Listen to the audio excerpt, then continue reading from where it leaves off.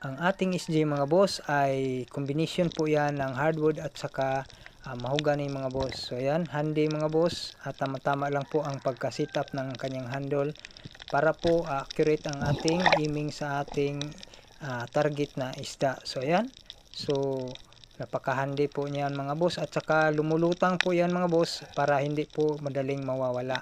Pa-vertical po ang kanyang lutang mga boss para po ay magaan dalhin at safety na rin mga boss, lalo na kapag ating bibitawan kung nakaka-reload man ito.